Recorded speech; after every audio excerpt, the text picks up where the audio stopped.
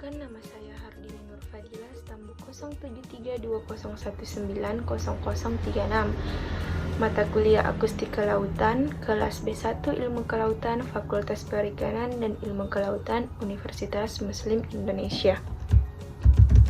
Pada kesempatan kali ini, saya akan membahas tentang aplikasi akustik kelautan dalam berbagai bidang. Penggunaan aplikasi akustik kelautan terbagi dalam berbagai bidang, yaitu bidang militer, bidang biologi, bidang perkapalan, bidang pemetaan, bidang oseanografi kelautan, dan bidang industri. Konsep akustik kelautan. Akustik kelautan adalah ilmu yang mempelajari rambatan gelombang suara pada kolom air laut. Metode akustik merupakan proses-proses pendeteksian target di laut dengan mempertimbangkan proses-proses. Yang pertama, perambatan suara, yang kedua, karakteristik suara, yang ketiga, faktor lingkungan, dan yang keempat, kondisi target. Kelebihan dari metode akustik ini yaitu berkecepatan tinggi, estimasi stok ikan secara langsung, dan memproses data secara real-time, tepat, dan akurat. Akustik terbagi menjadi dua macam, yaitu akustik pasif dan akustik aktif. Shadow zone. Shadow zone adalah suatu wilayah yang dimana gelombang suara tidak dapat merambat atau lemah sehingga hampir tidak dapat merambat dalam suatu medium. Pada daerah ini, temperatur dan salinitas laut pada lapisan tersebut dapat memantulkan gelombang suara yang datang.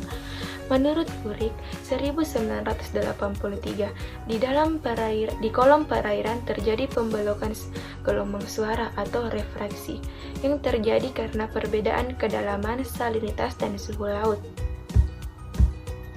Shadow zone merupakan wilayah di mana suara tidak dapat merambat. Hal tersebut dapat dijelaskan dengan mengingat lapisan yang ada di kolom air laut. Kolom air laut dibagi menjadi 3 lapisan. Yang pertama, lapisan tercampur atau mixed layer, 2 lapisan thermocline, 3 lapisan laut dalam atau deep water. Atenuasi gelombang suara. Atenuasi adalah kekuatan sinyal berkurang atau melemah bila jaraknya terlalu jauh melalui media transmisi, baik dengan menggunakan media transmisi guide seperti kabel atau media transmisi unguided seperti gelombang.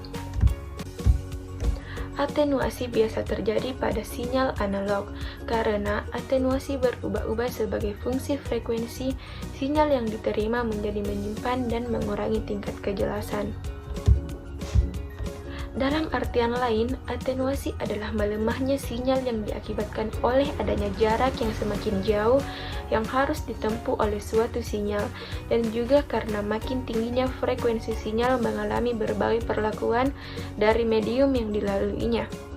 Atenuasi disebabkan 3 faktor, yaitu absorpsi, hamburan, dan microbeading. Atenuasi terjadi sebelum pantulan dan gelombang suara. Sekian dan terima kasih. Assalamualaikum warahmatullahi wabarakatuh.